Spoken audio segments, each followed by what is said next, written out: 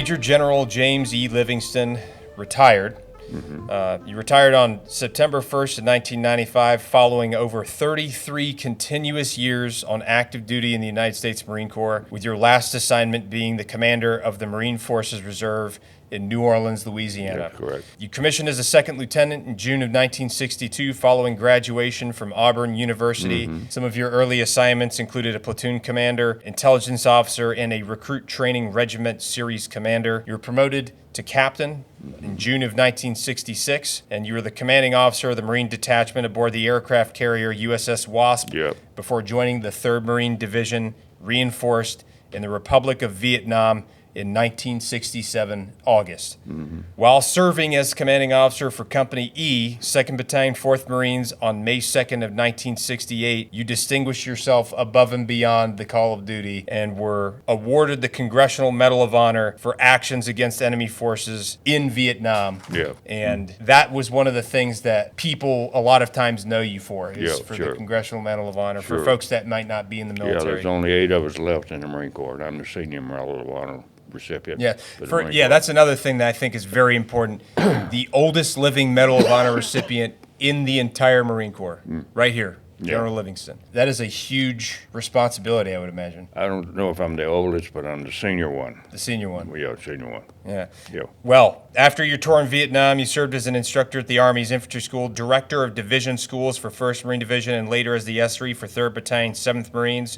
And then in March of 1975, you returned to Vietnam and served as the operations officer for Vietnam evacuation operations, which included Operation Frequent Wind, and that was the evacuation of Saigon. Then after that, you commanded the Marine Barracks, United Kingdom, London, and served as the commanding officer for 3rd Recruit Training Battalion, then as the Assistant Chief of Staff for Operations and Training at the Marine Corps Recruit Depot, Parris Island, South Carolina, where you earned your master's degree in management from Webster University. And then you went on to serve in 2nd Marine Division and commanded the 6th Marines before joining the U.S. Assistance Group in the Republic of the Philippines. Following the advancement to Brigadier General on June 10th of 1988, you served as the Deputy Director for Operations at the National Military Command Center in Washington, D.C. During Operation Desert Shield and Desert Storm, you commanded Marine Corps Air Ground Combat Center, 29 Palms, California, and developed the Desert Warfare Training Program.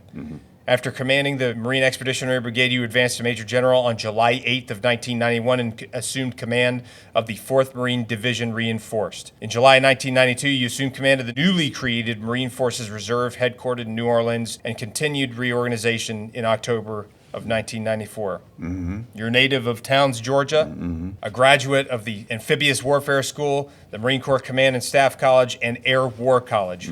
Some of your decorations include the Medal of Honor, the Distinguished Service Medal, the Silver Star Medal, Defense Superior Service Medal, Bronze Star Medal with Combat V, Purple Heart, 3rd Award, Defense Meritorious Service Medal, Meritorious Service Medal, 2nd Award, Navy Commendation Medal with Combat V, Combat Action Ribbon, 2nd Award, and various other service and foreign decorations that are all very significant. You also a qualified military parachutist. Yeah, I got a lot of them. Interesting. I did not know that one. I was assigned to Fort Benning, Georgia for 2 years. Oh, okay. Airborne school. Airborne school, all right. Okay. You retired from the Marine Corps in 1995, and you are currently the chairman emeritus and honorary board member of the National World War II Museum in New Orleans, and also served as a founding board member of the Beacon Community Bank in Charleston, South Carolina, and was recently awarded the Daughters of the American Revolution's highest award for patriotism, leadership, and service, the DAR Medal of Honor. You're currently married to the former Sarah Kraft, a graduate of the University of South Carolina who's a retired church organist and administrator. You have 2 daughters, Kimberly and Melissa. Kimberly is a graduate of the U.S. Naval Academy and Medical University of South Carolina, is a MOHS surgeon in a private practice, and Melissa is a graduate of Tulane University, New Orleans, and holds a Master in Public Administration degree from Villanova University in Pennsylvania. Yeah. That's a pretty incredible. Well, I've been fortunate. I had a great wife. I got 2 great daughters, so I'm blessed. 2 great son-in-laws and 3 grandkids. All of them good. You have had a very illustrious career and a very significant life. You've done a lot of things on your time in this planet. So I want to kind of start at the beginning, now that people have kind of an idea of who you are and some of the things that you've done. Where did you grow up? I grew up in a little area of Georgia, southeast Georgia, and the specific little towns around it. It was Towns, Georgia, where I was born. Okay. But I'm really a country boy. I'm what's going on.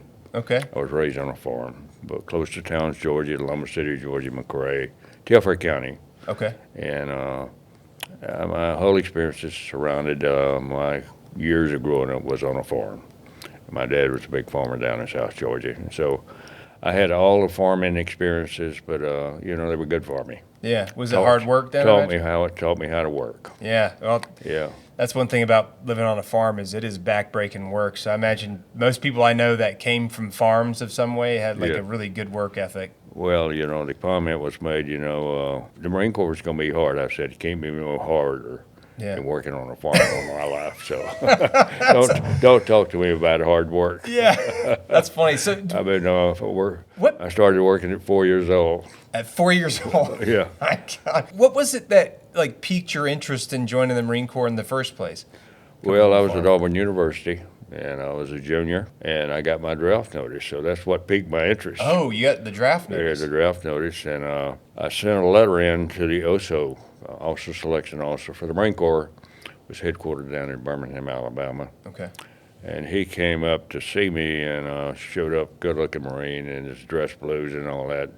I knew nothing about the Marine Corps. Yeah. I said, I want to be one of those. So I had to go to 2 PLC boot camps in one summer because normally PLC you go between your sophomore and junior year and your junior year and senior year. Right. Well, I was a junior, so I had got a double whammy in one summer. Yeah. In '61. So you knocked it all out in one summer? I knocked it all out. Went from Camp Upshur down to Main Side Quantico.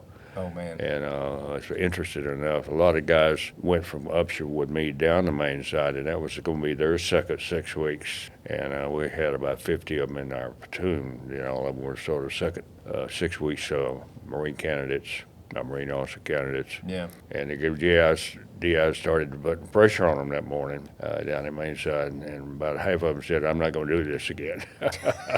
So my platoon went from about 50 down to 25 in one morning down in Quantico. Oh, wow. Yeah, they said, I'm quitting this. I would imagine it's probably better. I would personally, I would prefer to knock it all out in one fell swoop and not have to leave and come back, to be honest with you, because it'd just be so much harder to readjust and have to go back to it after going out. I think the idea is to start over. Yeah. You've been through the harassment, the initial harassment, and initial sort of getting ready to go through camp, and you didn't want to do that particular part of it again. Yeah. And now they have a combined program, and I was one of the first company commanders that carried a combined PLC company through back in 74 for the 75 in that time frame. Oh, right before the evacuation of it? Yeah, before I went back, got involved with the evacuation, yeah. No, I was coming back from the evacuation. Okay. Yeah, that was when I returned to the States. Yeah. And I was waiting my point. I was getting prepared to go to Commander Staff College.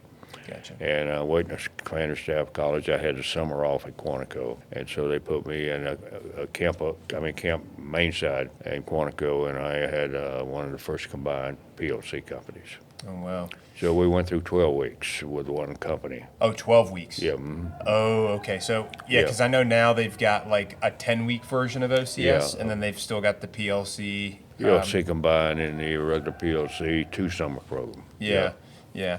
Well, let me ask you this. So let's go back to so you commissioned, and then how long was it before you actually went to Vietnam after you commissioned? Well, I was commissioned in June 1962, and I went through the basic school and the normal schools, assigned to Quantico for a short period, and I was transferred to Camp Pendleton with the 2nd Battalion, 5th Marines. With 2-5, okay. And we were getting ready it was a transplacement battalion. It was unique to the Marine Corps. Yeah. And you would train up in one unit here in the States. In my case, it was 2nd Battalion, 5th Marines. I think we trained up about 2 or 3 months. This was 63 and 4. Okay. Then we transplaced and we crossed the international date line. We transitioned to 3rd Battalion, 3rd Marines. After you crossed the international date line? Yeah, they transitioned you. It made you part of the 3rd Marine Division. Okay. We were in the 1st Marine Division, crossed the international date line. We became 3rd Battalion, 3rd Marines. And the whole deal was by sea, and 13 months. Once you got there, you had to stay 13 months. So the whole tour was about 15 months. Wow. And that was my first experience being associated with Vietnam during this time frame when I was a young lieutenant. Yeah. And we stayed off primarily off the coast of Da Nang during that time here for about 3 or 4 months, just circling in case we had to go ashore. And I went ashore. Was it on the Wasp? No, I was aboard one of the APAs, the Okay. troop carriers. I Okay. think it was a Bayfield, which Okay. was an old one. Boy, it was really old. It was The a rust World War bucket? II. It was rough living. You know, I'd always tell the story. If you was a top guy, young lieutenants were stacked up about 8 high. You didn't drink anything after 4 o'clock. Oh, wow. Otherwise, you'd have to climb down through all those guys.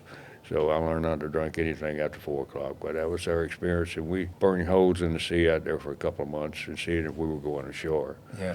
I went and observed around Da Nang. Never really got in any contact to speak of. When you were a lieutenant? When I was a lieutenant, as a platoon commander. Then we finished that up, and I came back, and I was a reserve officer. And I didn't know where I wanted to stay, regular or not. And the thing come up, I really enjoyed being around young Marines and being involved with what the Marine Corps is about. I enjoyed the Liberty Ports in the Far East and just the excitement of being a Marine. I said, I don't want to decouple from this. So I decided to augment in the Marine Corps. Okay. As a Marine lieutenant, I was fortunate to get augmented, and then it said I was at Cherry Point at this point. When you say augment, you mean going active? Going to be a regular. Augmented meaning I was going from a reserve status to a regular status. Okay, makes sense. Yeah, and I was at Cherry Point as an intel officer. Okay. And I was just that was not my element. Yeah. And they assigned me then to Parris Island, and I became a series commander in 3rd Battalion, a recruit training depot in Parris Island, South Carolina. Okay, and that's where, did you pick up captain while you were in Parris Island? Yeah. Okay, and you spent, how many years were you down in Parris Island for? I think it was probably about I guess about a year, Okay. 14 months or 15 months. I forget exactly. Okay. But I had a series commander job, and after that was completed, and that's where I met my wife, Sarah. She was a school teacher there. In Parris Island? Yeah, Okay. at Laura Blade, the school that supported the Marines there. Okay. And it was an impacted age, meaning that the DOD paid the teachers there more money, but she lied about it was the whole amount of $5,000 a year. So Oh, wow. It was not a lot of money, but it was. I know it's time frame. $5,000? She was making more than the other teachers around. South Was she Carolina. really? Yeah. $5,000 a year was more than everyone else? The other teachers made about $3,500. So they A year? Yeah, they were not paying very much. Wow. And so a lot of the young girls come to Parris Island, and we met and got married in 1966 at Parris Island. At Parris Island? Yeah, and What a place to get married. and then after that was completed, I went seagoing Okay. aboard the USS Wasp, CVS 17 out of Boston. Okay, and were you in 4th Marines at that point? No. Not yet. No. Seagoing, you was the detachment commander aboard an aircraft carrier, and they had 43, 44 Marines with a gunnery sergeant and first sergeant, and a lieutenant was my deputy. Okay. And they had Marines on there for a specific reason. One was to protect nuclear weapons, Okay. the security of them, to run the brig, and also provide the ordnance for the admiral. It was a command ship. Okay. Provide ordnance for the captain of the ship and the admiral who was located aboard. So I stayed there for about a year, and the Wasp was going into dry dock. Oh, okay. And I said, guys, I'm not going to sit on a ship being rehabbed for a year or so. Yeah. I resigned. I said, I'm resigning. If you can't get me off this doggone ship, I'm resigning. I'm quitting. Yeah. And I resigned, and the captain called me up to his office and says, I got good news for you. I got your orders, and you know where you're going, to Vietnam. Oh, he's like, hey, good luck. Oh, you're going to resign? Well, guess what? I can get you out of here. Yeah, I'll get you out of here, but where guess you where you're going? going to go, though. So I went from seagoing directly to Vietnam with a little liberty in between. Okay, good. So my poor wife had to live with her mom and dad again for 2.5 years. Oh, that's another dynamic to the military. Like the family aspect is something that a lot of folks don't realize, like how much this impacts spouses and kids and stuff like that, because you've got to go where you're told. You know? There was no option about spouses living aboard base. Once you were on orders to go overseas back in those days, your spouse had to move off base. Really? Yeah. Oh, wow. Yeah. So she But moved back in with her family. But she was already off base because of the seagoing trip. Okay. She was living with her parents. We didn't have any kids at that time. Okay. And so she was living in Swansea, South Carolina, and I was seagoing out of Boston. Right. And after that, I went to Vietnam and joined the 2nd Battalion, 4th Marines in 67 and 68 before up to May of 68 when I got shot up.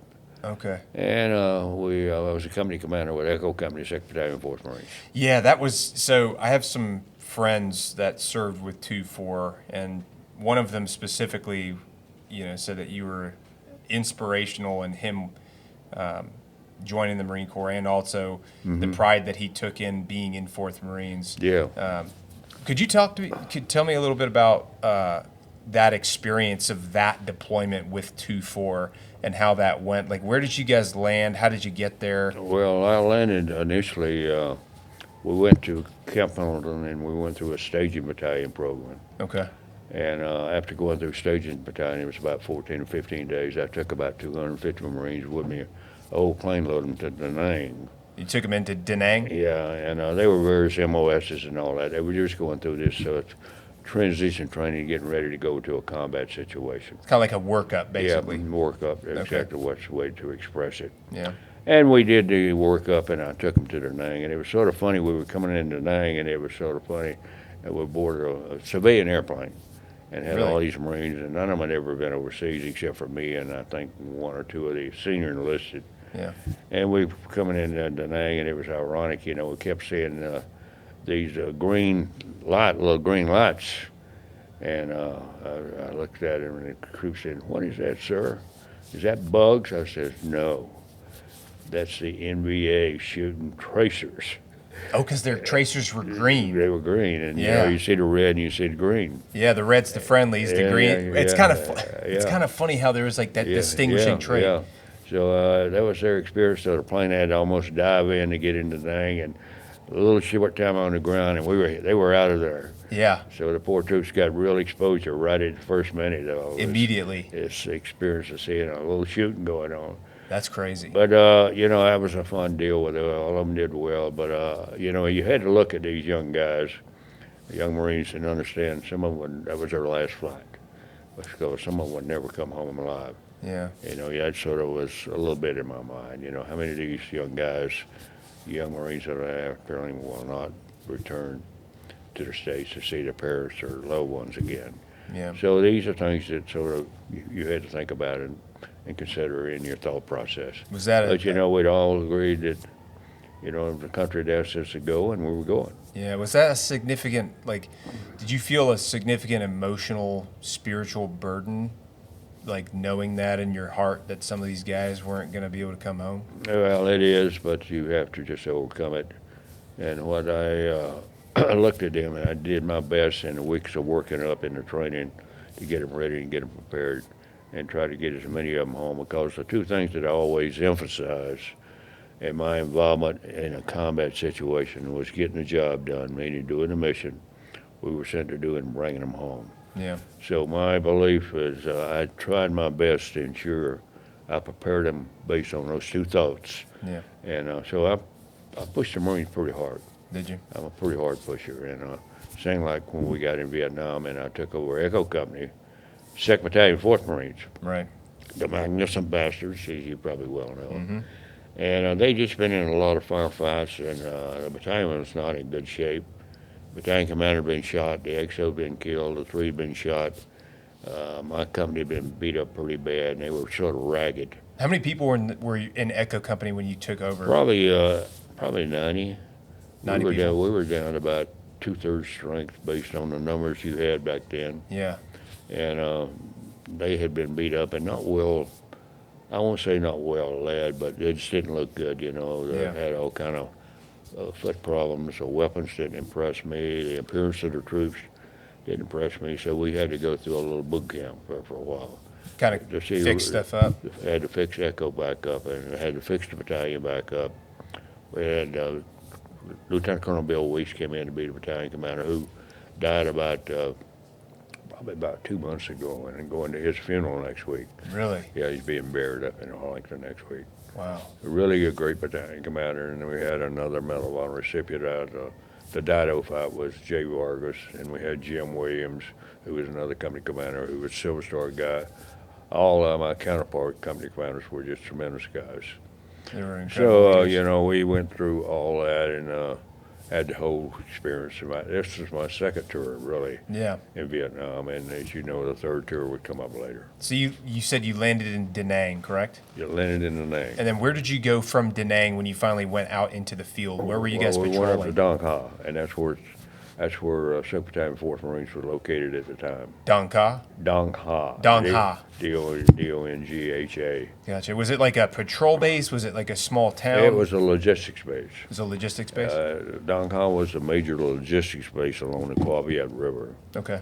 And that's where the Marine Corps, all the supplies would come up the river on small Navy craft because they couldn't get big Navy ships up to Qua Viet.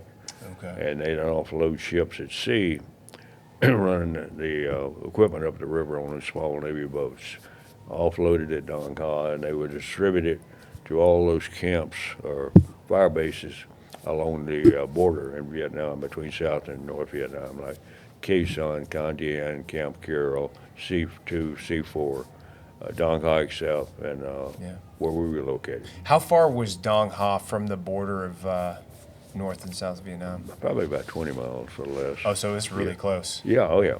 Okay, so Yeah, you're right there, like in Yeah, the it was thick just of it. right along the Qua Viet, and the next river up is the Ben Hai, and the Ben Hai is the one that divides South and North Vietnam, and there's a bridge called Freedom Bridge or something of that sort there. Yeah. And a lot of fights. Just the area between Qua Viet and Dong Ha was primarily, Qua Viet and the Ben Hai was primarily the area where we fought MVA. Very little VC activity, except being guides. They'd be guides for the North Vietnamese because that was not their terrain. They were not familiar with it. So they would act as guides. The Viet Cong were acting as guides for the North Vietnamese For the North army. Vietnamese, yeah.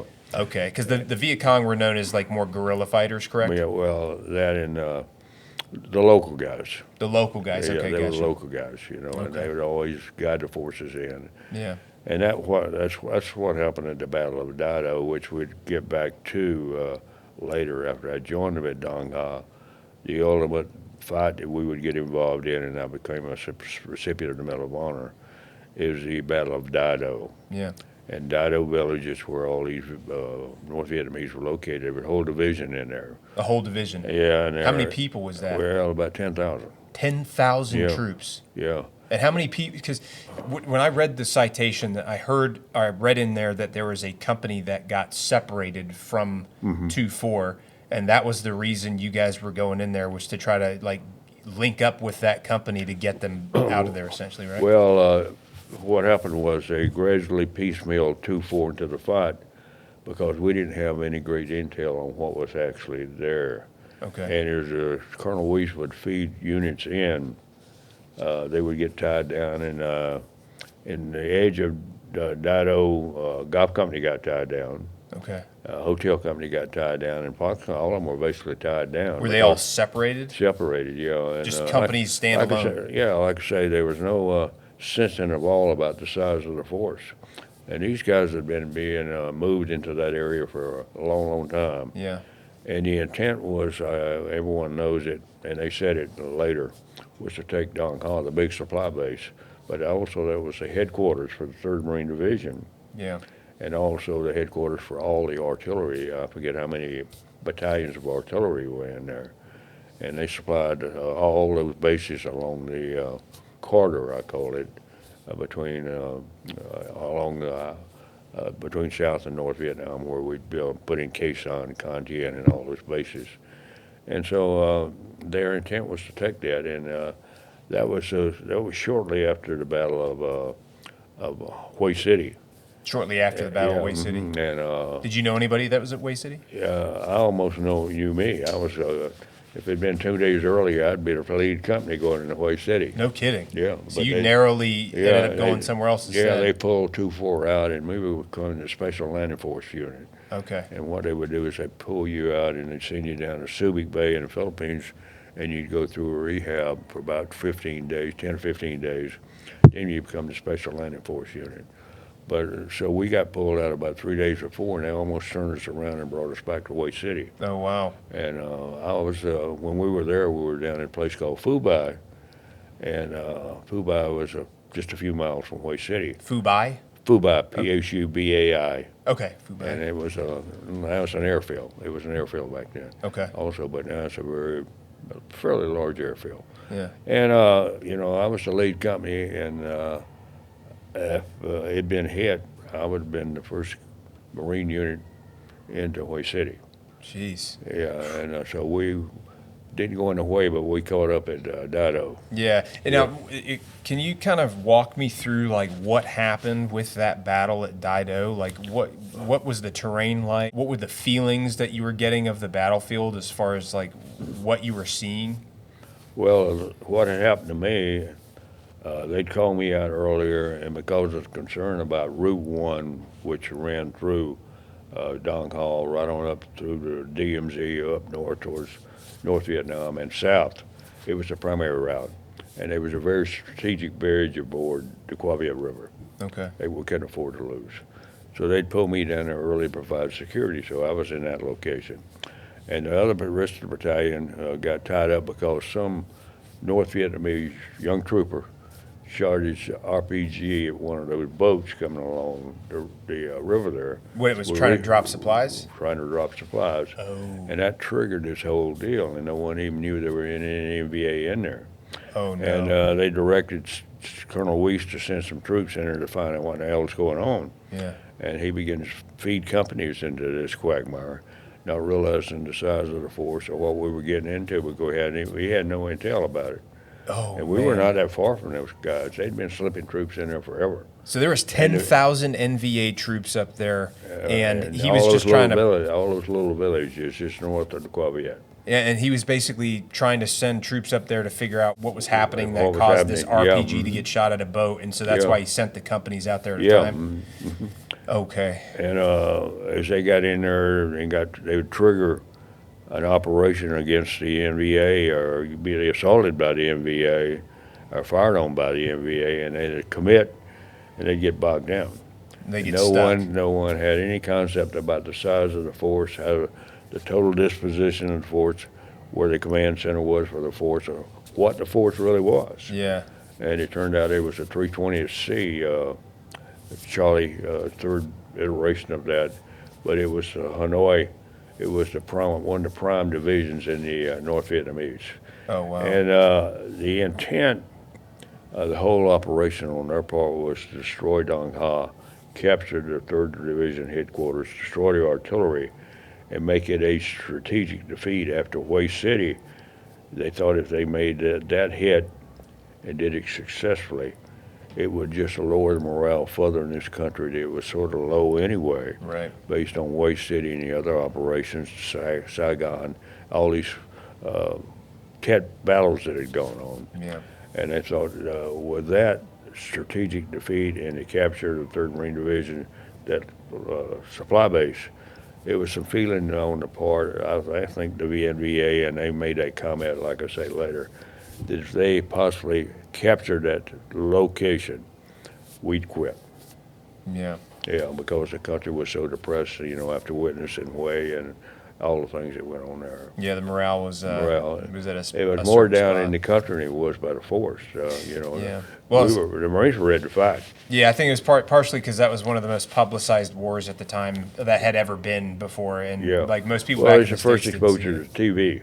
Yeah. Exactly. That's the first time American people saw the battle or saw the results of battles on television. They'd see in Hue City, they'd see Marines that were wounded on tanks and all this kind of stuff. Yeah. So the average American person didn't have any sense about what the hell was going on. Right. And just give them that exposure, and they were, they just mainly were not prepared for it. Yeah. And there was that sense what in the hell are we doing in Vietnam, too, by a certain elements of our population and our political leadership, too. Sure. Yeah. There's a lot of that. Washington was sort of breaking apart politically on where we'd go, Nixon and all the things that were going on there. Yeah. And, all the student demonstrations and all that stuff against the war. Yeah. So there was a lot of consternation in the States. The press was beginning to push back against the war. And that's when Walter Cronkite said, how can we win this thing, basically? He was a big I think it was with CBS back in those days. Yeah. Well-respected reporter. Sure. So, you know, the thought is in the North Vietnamese census, they were smart guys. Yeah. And, you know, they had people feeding them intel. They figured if they could seize Dong Ha, seize that logistics base, the 3rd Marine Division headquarters, and all the artillery, that would totally break what was remaining of the capacity of the American people to want to stay in that war. The willingness. Break the will. Break the will. That's like because it's like they talk about like war is a clash of wills. Yeah. Oh, yeah. Right. And that's, I kept saying, every one of these things we got, Desert Shield, Desert Storm, all these things,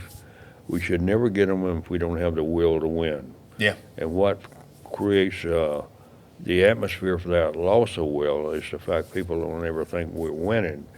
And they keep dragging out, and the leadership won't commit the forces to do their job, get in there and do their job, and get the hell out. Yeah.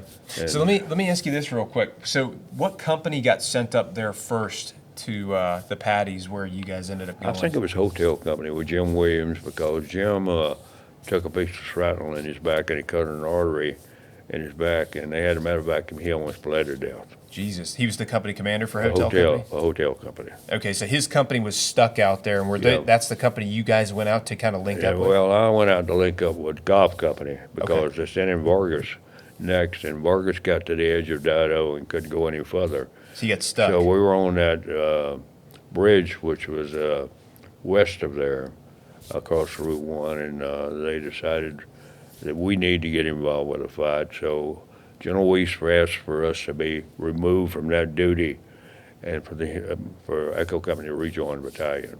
Okay. So we moved down the river and rejoined the battalion headquarters. And I think it was Alpha 13 or Bravo 13 had been assigned to the 2nd Battalion, 4th Marines.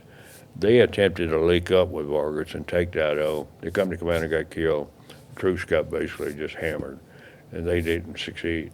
Yeah. Left a lot of dead Marines on the battlefield. So Jesus. I rejoined, and one of the first things I had to do is try to figure out how to get that company back in some reasonable degree of looking like a Marine company, what was left of them. Yeah. And then the morning of 2nd of May, that evening, probably about 3 o'clock in the afternoon, or in the evening, I should say the morning of 2 May, Yeah. about 3 o'clock, Weiss called me into the battalion headquarters, which was sort of co-located very closely to me. He said, I want you to attack Daido and join up with forces with Vargas, who's on the edge of Daido. Yeah. And you two guys take Daido. So that morning at 5 o'clock, fixed bayonets, 185 Marines on line, and we went down range. You fixed bayonets before you went? Yeah, absolutely.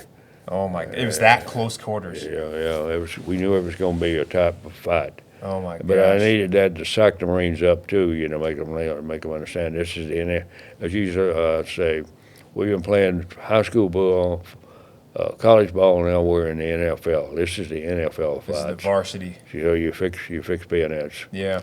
And so we fixed bayonets, and I had 185 Marines, and we went down range. And after that part of the fight, which we took about 100 bunkers, and if you ever fought in bunkers, it's a tough fight.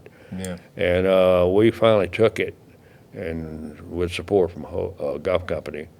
But the company went from 185 down to 35. Down to 35. Yeah. Like, as in that many people Well, died wounded or killed. wounded? Okay, wounded and killed. Yeah. Okay. I forget the exact number. I think it was 16 got killed, and the rest of them were either medevac or they were medevac primarily. So was that piece of that operation the period of time that your citation was written for? It's part of it. And what you were fighting in rice paddies and Well, we moved through rice paddies into bunkers, and that's Okay. That's the worst example you can have. You got to move from in the open, and the bunkers were facing the rice paddies, okay. sort of covering that open area. So people really, that was the toughest fight possible, to move from an open area into 100 bunkers. Were the MVA inside of those bunkers? Oh, yeah. So they were entrenched in bunkers while yeah. you were maneuvering over open Open terrain, rice paddies, yeah. completely out there in the open. Just, yeah. What would you do when you took contact? Would everybody just hit the deck or Well, what? it's fire maneuver. Fire maneuver? Fire maneuver all the way. That's crazy. So you guys had like M60s and stuff like that you could lay down? We had M60s and we had receive M16s. We had M14s, shotguns, laws, the whole works. You had shotguns too? Yeah, a lot of artillery, a lot of naval gunfire, a lot of fixed wing helicopters. Yeah. Gunships. Were you calling for fire on any of these positions? Yeah, big. During the fight for Daido, we fired 38,000 rounds of artillery. 38,000 rounds of artillery. Yeah, I don't know how many naval gunfire to include up to 8-inch. We had Newport News, which fired 8 inches, which is a huge round. Yeah. And then we had 3 airplanes shot down. 3? Yeah. Do you know what airplanes that got shot down? Yeah, fighters, or bombers. Okay. Yeah, they were dropping what we call snakes and nape. Oh, napalm. Snake eyes was napalm. Oh, did the napalm help? Oh, it really, what it does is sucks the air out of the bunkers. Oh. And the guys had to come out. And that worked good when you just drop all that napalm on them. And it forces them out of the bunker into the open, so you can actually take them out. Take them out, yeah. What was running through your head when you're out there in the open in this rice paddy trying to maneuver your troops across the open terrain when you're receiving a hail of gunfire from enemy in these entrenched positions? Can't stop, even if you're taking casualties, taking KIAs. When you get out there and get committed, that's what happened to the other company the day before. Because they didn't commit? They committed themselves, but they stopped. Okay. And that's where I got involved and committed to reserve platoon, and we made the penetration of the bunkers just like they taught you at the basic school. You got to create a crack in that complex. Yeah. And we went through the complex and created a crack where we could roll them up to the right and the left. And we finally did that, and we rolled them up. Yeah. And were able to take Daido. So you're maneuvering through this open rice paddy. You're taking tons of enemy fire. You're calling for fire on these bunkers. They're dropping napalm to force them out of the bunkers. You're taking casualties. How many corpsmen did you have in your company? I had about 4. About 4 out of 185 people? Yeah, I had about 4. They must have been running around crazy. Yeah, they were busy. I imagine they were very busy. And they were good folks. Good guys? Yeah, I mean, good guys. And, did you guys have tourniquets? Did I have one? Did you have tourniquets? No, primarily your belts. You had belts? But they didn't have like actual tourniquts. They probably had some. I don't recall, but yeah. The thing about it, they had a little morphine, little tubes of morphine and all that kind of stuff, and they probably burned through a lot of that. Yeah, burned through a lot of that, and the tourniquets, a lot of guys that got killed was shot in the head because of the low apertures of the bunkers they'd had.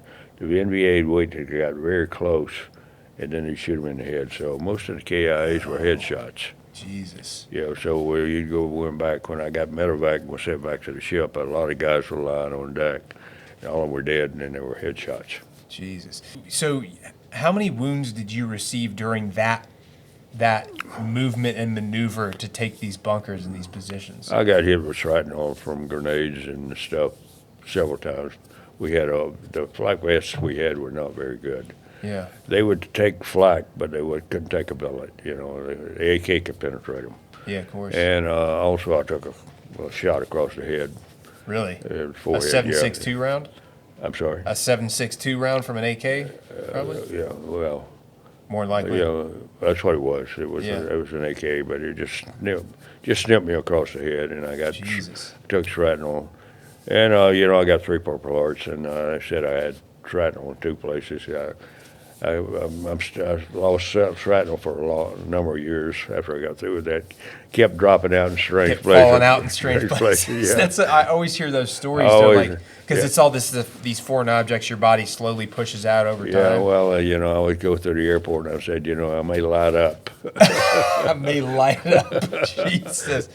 So you were injured. You were probably bleeding pretty heavily. Well, no, I wasn't bleeding that much. Like I said, they were not serious wounds. Okay. Yeah, I won't say they were Band-Aid wounds, but they were nothing to stop me. Flesh wounds. I wasn't worried about them then. I was worried about, getting the job done, getting the Marines and consolidate Daido, link up with a golf company, make sure we had our stuff together in case that counterattack. Yeah. And what happened was that we went into what we call the second phase of that fight as far as Echo Company, and my leadership was involved. They directed Hotel Company to come around my left flank and continue the attack in the next little village called Dinho, Dinhto. Okay. And the battalion commander was directed by the regimental commander to continue the attack. And Hotel got about probably a couple hundred yards in front of us, and they got surrounded. They get surrounded. Mm-hmm. And about 70 Marines were fixing to get wiped out. Oh, Jesus. And they had a couple of young lieutenants who were fairly new in Vietnam and hadn't had this was their first big fight, and God, it was a bad one to get exposed to. Your first fight, and that's what it's like. Yeah, and my concern was we'd going to probably lose all those Marines. Yeah. So I took my 35 young Marines and I told them, you can join me if you want to, but I'm going to see what we can do to help Hotel. So we started, here comes, if you saw a copy of the print, it called Here Comes Echo. Yeah. And we, 35 of us charged up there and joined up with them. And we fought the NVA for a couple hours. And that's when I got shot through the leg. Almost lost my right leg. And I took shot. Yeah, I took a 50 caliber through the leg. A 50 caliber. Yeah, and fortunately just missed the bone. Jesus. And so it ripped. I had trouble ever since with nerves and all that kind of stuff in the right leg. Were you still able to walk after you got shot? No. After I got shot, I told them basically, because of the size of the force, I was a senior Marine. I said, told battalion commander, we probably need to pull out with me being shot. And these young officers and the Marines are getting apprehensive now. So we need to pull back. And I told them, well, leave me here and I'd cover for them. Yeah. And a couple of young Marines said, no, Skipper, we're not going to leave you, and they dragged me back. They dragged you back? Yeah. Were you able to get linked up with that company to get them out of there at least? Yeah, we got them all out. Oh, did you? Okay. Yeah, we got them out. Was anybody getting into like hand-to-hand combat during this period? We'll describe it. It was nasty. It was nasty. Yeah, it was nasty. Yeah, I can understand that. That's, that close proximity. Yeah, and everybody was fixed bayonets at that point. The thing that we found out later, I went back many years later and looked at the terrain we were fighting him on. Oh, you've been back to Vietnam? Oh, yeah, since 4 then? times. And went up there and looked at the area. And they were probably about 1,000 yards or so of being pushed out in the open. It wasn't a big village. Yeah. And what we were doing is we continued the attack, and we were pushing them out the end. We were pushing them in the open, and there were all kind of helicopter gunships and fixed wing there and artillery. And they knew if they got pushed out in the open, they would be totally destroyed. Yeah. So these guys were fighting for their life. And even though there were a lot of them, we had preponderance of supporting arms, so we were able to flush them, and we were really pouring in on them. And a lot of them got killed. There were a lot of NVA killed there. And there was a lot of it supporting arms killed. Yeah. And, when I got shot, I said, I told the battalion commander, I don't want to leave the 2 residual elements of 2 companies there. So he said, pull back, and they pulled me back. Yeah. What was it like going back to the battlefield you got shot on? Like, how many years later did you go? Well, I just went back. The last time I was in there was last December. Last December. 24 year old. And ironically, when I go back, I meet with the old VC chief who was in charge of all the VC that led all the NVA in there. He's 89 years old. No kidding. And he and I we'll sit down and have a couple of beers together and a cigar and talk about it. That is so crazy to think about. He got shot 2 hours after I got shot. We got shot through the groin, and I always kid him about it. They should have took them all out. Oh, Jesus. And he's a funny old guy, but still tough as a nail. But he gave me his hat the last time, and he's sort of on a walking stick at 89 like I was, and he wanted to race. He wanted to foot race me with his walking stick. Of course. So it was sort of funny. Here's the 2 old guys. I'm 86, and he's 89, foot racing with a walking stick. Oh, but he's he's just an old warrior, so we always had fun with one another. But I always had to take him a Barlow knife. Yeah. He loved his Barlow knife, so every time I'd find out I was going, the guy who was going to be our guide said, the village chief wants you to bring him a Barlow knife. Yeah. So I'd take him a Barlow knife, and we'd go up into the village, and basically where I got shot, there was a little kindergarten there. And I always give the kids in the kindergarten or the teachers about $300 or $400, and they can buy school supplies and TVs and that stuff, and it'll last them for a year. Wow. So I've done that 3 or 4 times with them. That's an awesome story. Yeah. You know, I've met a few guys that served in Vietnam or during the period of time when the evacuation was happening, and a lot of those guys have gone back to go visit again. And there's a lot of similarities from what I've seen with the Afghanistan vets and the Vietnam vets. Yeah. Like a lot of similar emotional feelings. There's a lot of guys that have they're suffering from moral injuries and other things like that. Do you feel like going back to Vietnam and being able to reunite with guys like this, like you were describing, has helped you in some way? Well, it's always good to know who the other guys were, and it's just a later stage in your life. You become old warriors. You don't even though you were combatants back in those days. Yeah. Everyone was fighting for their cause, and you got to understand that. Yeah. But we were very good friends with the Vietnamese people, and I always richly admired the Vietnamese people. Hard-working people, and very thrifty, very smart. Yeah. And we had fun. The last trip back, we went to Saigon, stayed there, and at Saigon we looked at some of the areas where we did the evacuation of Saigon at, and then we went up to ultimately we went to Hanoi, but we went to Da Nang, what I was trying to say. Yeah. And we went from Da Nang up to Hue and on into Dong Ha and up to the battlefields. What's Hue look like now? Hue is a very thriving city. Yeah. Beautiful city, got all the history there, and the people are just as sweet as they can be. Yeah. And, some great restaurants there and great hotels and all that. Good food? Good food. But I always say when you go to Vietnam, first thing you want when you get back is a big steak.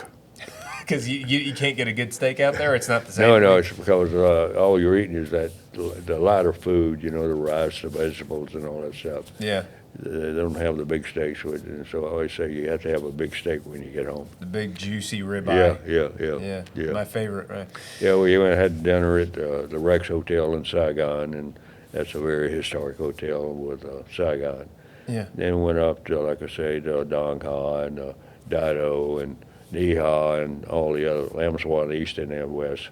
Yeah. A lot of those places where we fought in, but you won't even recognize the place. Probably completely different. All developed now. Yeah, imagine a lot. Even some of these very rural places that you guys went. A lot of it's developed. Yeah, it's the whole places up there is developed, and people living there, and work going on, and little factories and all that kind of stuff. Yeah.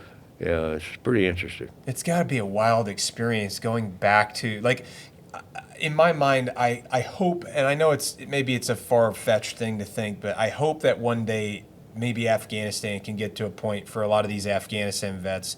Because I never went to Afghanistan, but a lot of my friends did. Yeah. And a lot of those guys have these moral injuries from it, especially given the circumstances surrounding how he left and everything like that. And I wonder if maybe they would provide them with some emotional, spiritual, mental closure to be able to go back one day and see that the people are living in some sort of level of prosperity, the same way that you and other peers of yours that served in Vietnam have been able to do.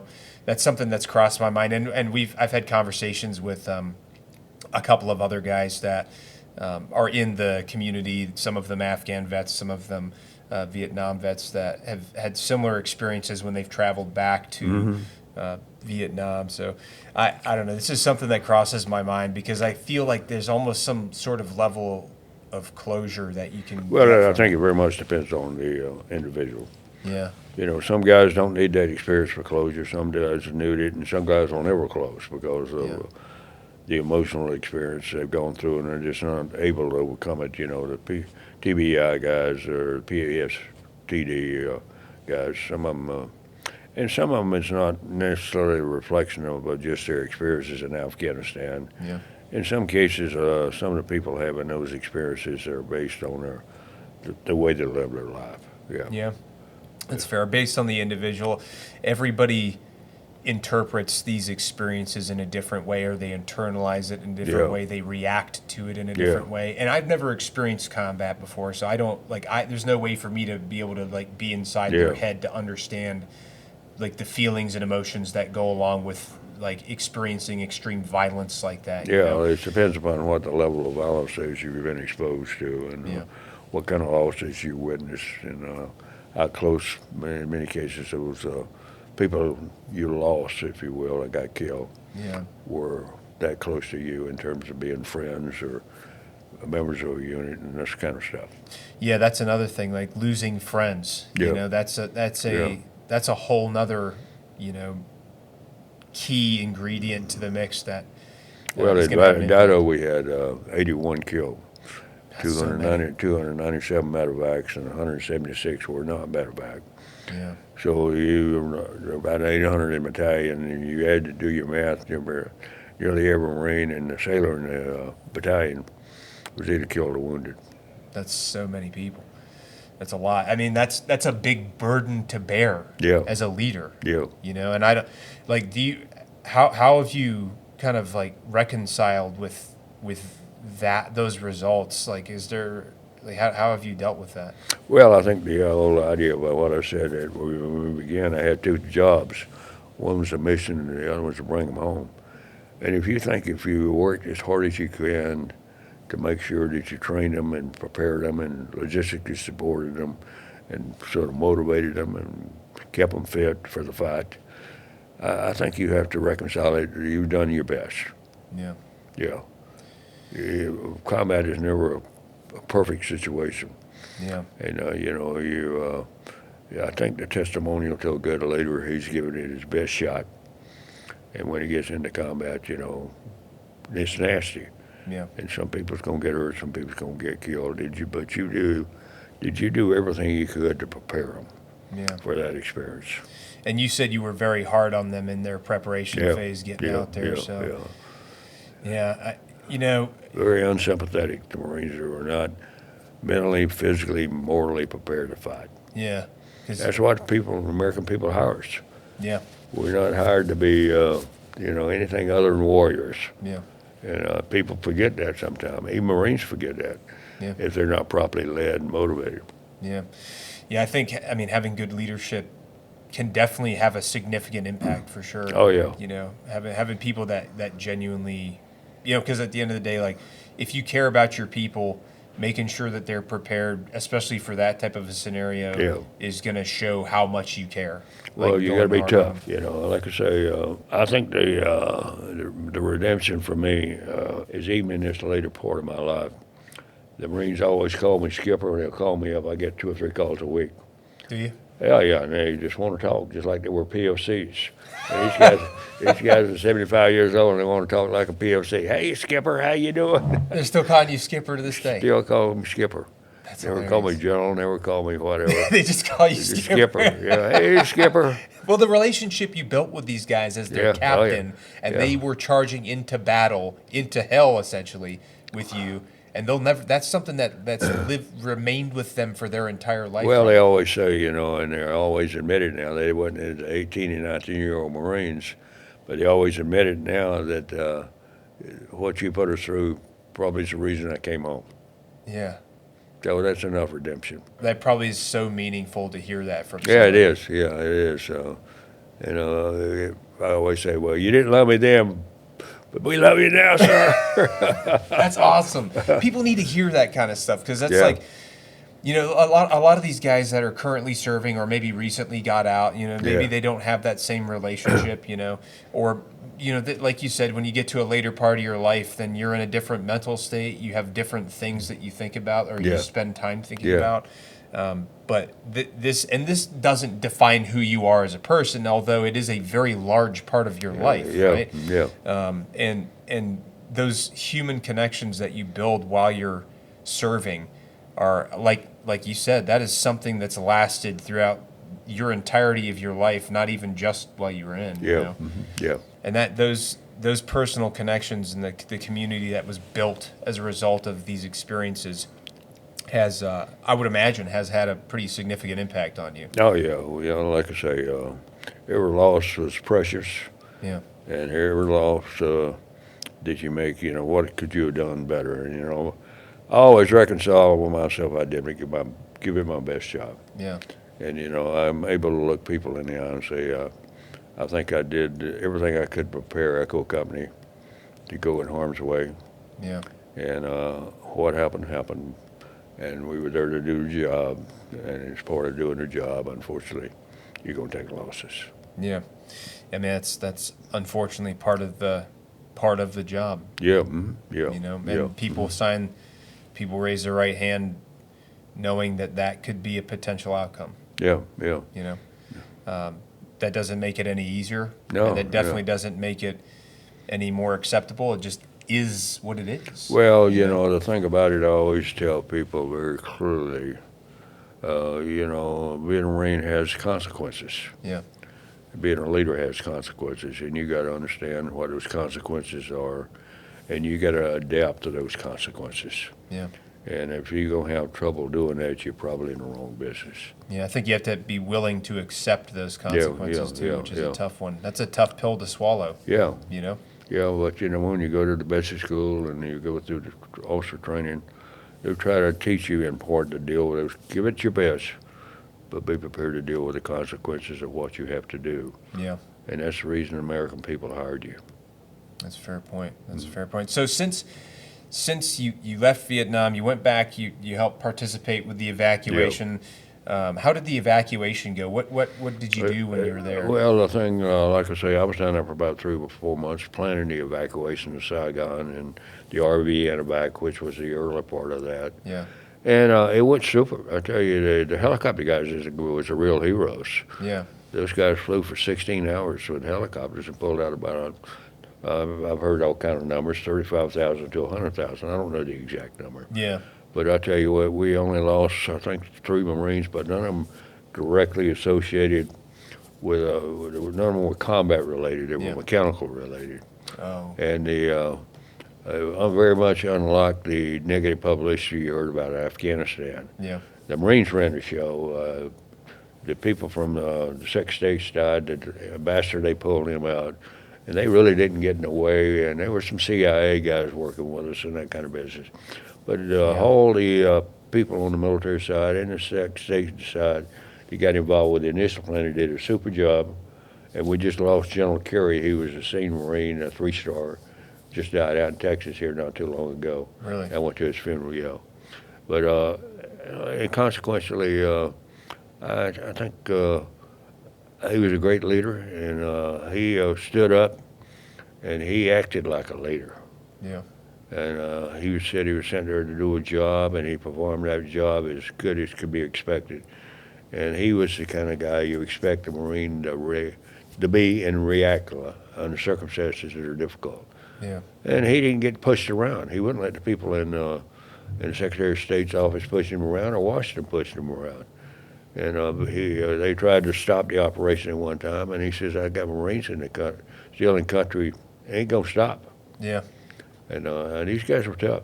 Yeah, I met a couple of the guys that were at the embassy. Yeah. That were there for the evacuation and left on a helicopter off the roof. Well, they were two helicopters. When I was coming out on the helicopter, I was coming out of the old defense DAO compound. They were 2 helicopters left to come out of the embassy. Yeah. So the last 3 helicopters, I was on one of them. Okay. Yeah. And then you guys flew out to an amphibious warship. Landed Yeah, out there. we were out. We had about 50-something ships. I was aboard the Blue Ridge, the command ship. Yeah. Yeah, that was I watched a film. Have you ever heard of? I think it's Last Days of Saigon. I believe it was a BBC documentary about the evacuation. No, I haven't seen it. I think it was called The Last Days of Saigon. Yeah. I might be misquoting it, but just watching a lot of the footage and documentation of what everything looked like, what the compound looked like for the embassy, like who was there, how the communication piece, how there was a lot of friction determining. They waited up until the very last second to approve the evacuation. Well, that was the trouble with the ambassador. Yeah, because he didn't want to. He didn't want to give up the embassy and say, "Well, I was the guy that gave up the the American presence there. Yeah. And they basically had that's where the military got involved. Yeah. And the general got involved, and Mr. Ambassador, it's time for you to go. Yeah. Yeah, I mean, I can imagine that the burden of that was probably significant on Yeah, him. I can imagine. but he had lost I think he had a stepson that had been killed in Vietnam. Yeah.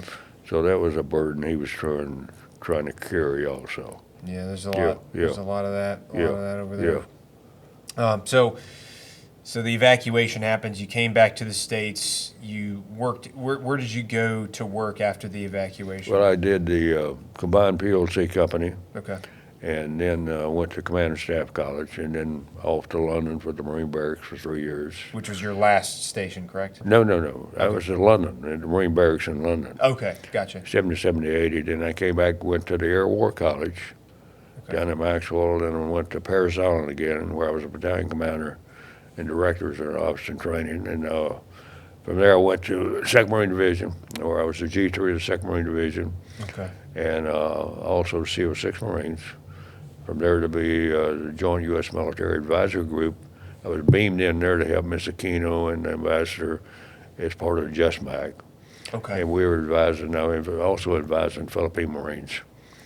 And we stayed there for about a year, and I got selected for general, and they sent me back to the Pentagon. While you were in the Philippines. Mm-hmm. Okay. And I went to the Pentagon, and I was director. I was ops and training, not ops and training, an operational assignment in the J3. In the J3 in the Pentagon? Yeah, and then finished that up after 2 years. What was that like, being in the Pentagon? It was not my favorite assignment. I've heard that. I don't know why you hear the same but thing. a lot of things going on, with the invasion of Panama, getting ready for a Desert Shield storm. Okay. Then I was on the way taking over Kaneohe, and I got to Kaneohe to take the 1st Marine Brigade, and they deployed before I got there. In Kaneohe Bay? Yeah. And that was my first duty station. Yeah, and then General Gray sent me, since they deployed, sent me to 29 Palms to train all the Marines going to Desert Shield storm. Right. Then I finally got finished there and went back to Kaneohe and took Kaneohe over for a short period. Yeah. And got selected for 2 stars, and they sent me to New Orleans and take over reserves, and that story. I took over the 4th Division Reinforced. Yeah. And then stood up more for res. And, my last assignment, which was a great assignment, and working with reserves, I enjoyed that very much. And I spent a long time in New Orleans, and then got out of the Marine Corps From New Orleans? in '95, and went to work in New Orleans for about 14 years. What did you do for work when you got out? I was in the banking, the ATM business, developmental business, the high-rise building. I was doing all of it. Okay. Had a great experience. Yeah, you stayed busy. And got involved with the World War II Museum. And Right, yeah. I've been to that museum. Yeah. What's your position with the museum again? The museum, I was the chairman of the board. The chairman of the board? Are you Yeah. still the chairman of the board? No, I'm a emeritus type. Okay. And then my wife finally said, it's time for us to go back to South Carolina because her mom was getting old and mom was getting old. She wanted to spend some time with her mom, and her 2 sisters live here in Charleston, the Charleston area. And we came back here and got out of New Orleans about 2 months before Katrina. Oh, wow. And so I That's sold pretty out lucky. all my stuff just before Katrina. So I always tell my wife she was the best business gal in the whole family. Yeah. And then came down here and did some consultant work just to stay busy. Sure. And got involved with the banking business. So I'm a board of director part owner in Beacon's Bank here in Charleston. Okay. And I do a lot of these personal appearances and do what I can for the community. Yeah. Well, you've stayed very busy Yeah. and very. Would you say that you have a pretty regimented lifestyle even now? Pretty regimented, yeah. I got another commitment this afternoon. Yeah. Yeah, with the Fisher House. Okay. The Fisher House is involved with providing accommodations for veteran families Yeah. that have a veteran in the hospital and they need to be in the proximity. So they use this as a free location for them. A lot of the families couldn't afford to stay here in Charleston because of the cost of hotels. Yeah. So we provided accommodations through the Fisher House. It has 16 suites and it can take care of 16 families. But it's good in that families are close to the B Street location, the VA, but they're close to one another. There's 16 families in there, and so they can sort of help one another mentally think about their veteran being in the hospital for various reasons. Yeah. And sometimes it's pretty emotional for families because they're in the hospice and that kind of stuff. So that's a good location. We look at, hopefully we got a big motorcycle ride this morning from Harley Davidson out in North Charleston. Then we meet at a pub over here, and I talked to them a few minutes and say thank you. Yeah. We're trying to build another Fisher House because we need another one here to accommodate the families. Yeah. Do you ride motorcycles? No, both my son-in-laws do, though. Would you ride when you were younger? My wife dared me to buy a motorcycle because she said, you are not going to have a motorcycle. She said, no, that's not happening. No. She said, I'm not going to come to the hospital with you with a broken leg. That's fair. But both of my son-in-laws brought them. Yeah. Okay. Yeah. Right. That's fair. I can understand why she feels that. I Yeah, mean, yeah. she put up with a lot with you Yeah. being gone all the time for all those years. She's like, nope, we're not doing that. Well, she was involved when I got out of the hospital, and I was at Tripler in Hawaii, and she came over during that process. And before they let me out of the hospital, they had to show her how to change the bandage on my leg and all that stuff. Oh, so you went to Tripler Army Medical Center? Yeah. She went up there, and we spent some time in Waikiki. Oh, after did you? I was able to get out of the hospital, but I was still going through the drainage phase of my leg where I got shot. Yeah. And she had to change the bandage, so they made her a sort of mini nurse there. And so before we did get out of there, they took her in the hospital and trained her for a couple hours. Oh, wow. Yeah. So she trained your wife how to drain your leg and take care of your leg and the bandages. While we were on Waikiki. While you're in Waikiki. Yeah. What an interesting story though. Like that, you came back from Vietnam to go to and got your recovery done in Hawaii instead of like Walter Reed, like a lot of folks do. So that's a very unique story. Yeah. Because most of the folks I know went to Walter Reed or they went to Bethesda you didn't have the number of casualties we had. That's true. The Tripler was full of guys from 2-4.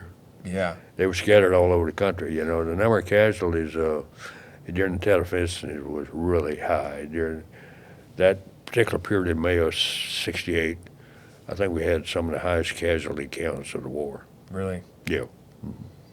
Yeah, I can imagine that the medical facilities were loaded. Really with people. overrun almost. Yeah. Yeah. Yeah. That were they supplementing the hospital with civilian nurses and stuff like that? Oh yeah. They had to probably. Yeah. But they flew us out of Da Nang aboard a C-141. Okay. And I was the only guy on the plane. Ironically, was not an amputee. Really, the only one on the entire plane that was not an amputee. Not an amputee. The rest of the guys were all amputees. Jesus, that's a tough thing to wrap someone's mind around because that's an enormous number of people. Yeah, the nurses, the Air Force nurses, were just wonderful ladies, and we stopped at Clark in the Philippines, and the wives got on there with the donuts and all that kind of stuff, and we stopped in Guam on the way to Hawaii, and same thing again. I'd been in the bush for 9 months. 9 months. Yeah. How often in that 9 months did you get to rinse off? Did you guys just rinse off in the river? In the river or the creek. River or the creek? Yeah, That's river what you and had? creek. Yeah. And you guys roughed it. Well, like I say, we live. My first sheets I had were some 9 months after I got to Vietnam. Jeez. And but like I say, we stayed in the bush. We were in contact almost the whole time we were there. Really?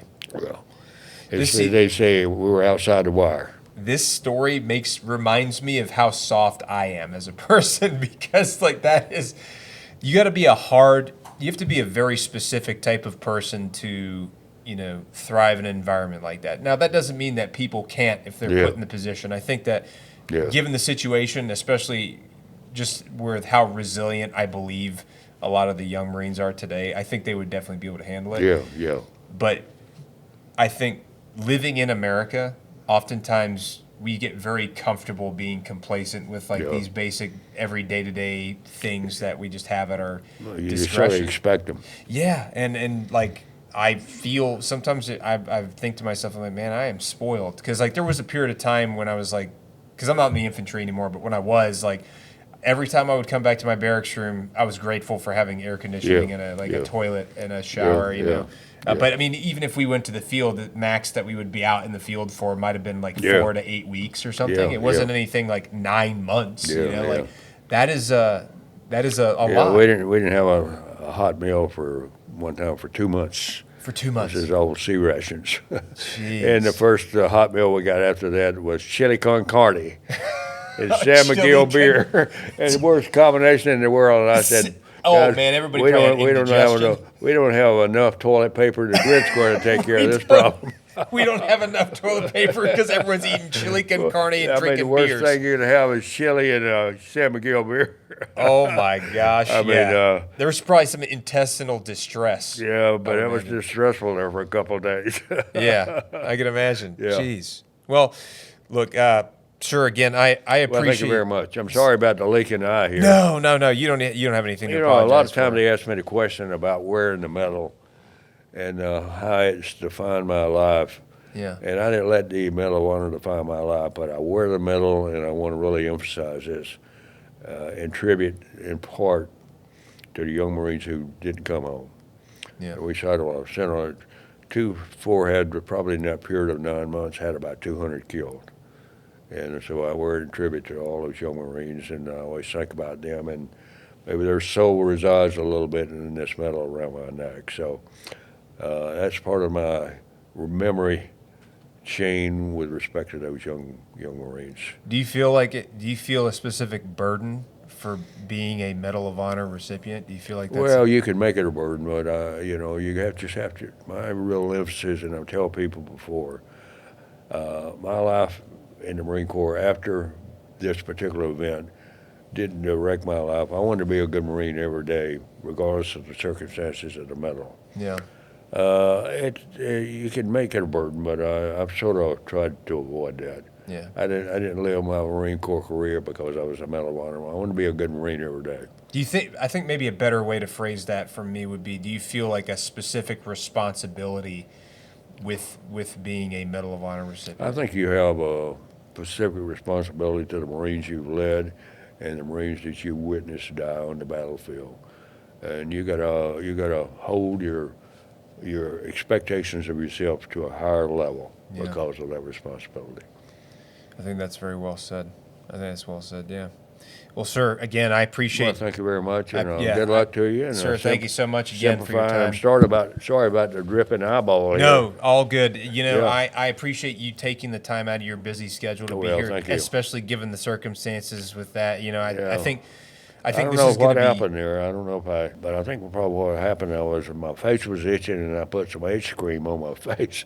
And I think some of it got in my eye. Might have got it a little bit, yeah. Well, either way, I think this is going to be extremely valuable for a lot of people to listen to. And I appreciate you being willing to open up and share your story. Well, thank you. I know it's not one of those things, and sometimes I might not be sensitive enough to think about it, but that's probably a story you don't like to have to relive all the time. But I do believe that there is going to be significant value for people to listen to. Well, I tell you, I don't want to, my approach to these things, I don't hoorah myself. Yeah.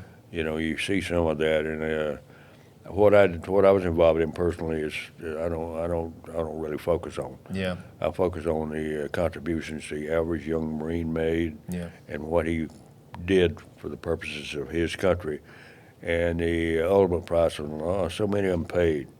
You know, we had 58,000 plus casualties in that war. Jeez. And it was, like I say, that month of May of '68, I forget how many was killed, but it was probably close to 1,000 U.S. servicemen that got killed that month.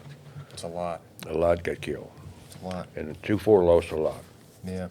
But they were the magnificent bastards to the end. And they still are. By the way, they were the final battalion out of Vietnam. They were involved with the evacuation of Saigon. They were? Yeah, 2nd Battalion 4th Marines under George Slade, who was a great battalion commander, provided security at the DAO compound, and their recon platoon went over to reinforce the embassy Marines. Oh, wow. So it was a closeout for the magnificent bastards. Yeah, it was a fine way to depart. But you know, the thing about the Saigon evacuation and the helicopter guys and the Marines were involved, it was done superbly. Yeah. Even though it was the circumstances, none of us liked it. No one else wanted to do it. But when they said execute, the Marines did it in first class. I think a lot of people feel the same way about Afghanistan, that the Marines and everybody else that was there did the best that they could given Well, it wasn't the thing problem they in had. Afghanistan wasn't the young soldiers and Marines and sailors and airmen and coasties. Yeah. The trouble was the leadership, both in the military and in the governmental agency like the Department of State. Right down from the top, right on through that weave of people. Yeah. Bad leadership, bad messaging, bad execution, Yeah. except on the part of the military. Sir, again, thank you for your time. Thank you very I kindly. appreciate you so much for being here. It Well, means it's a a lot. pleasure.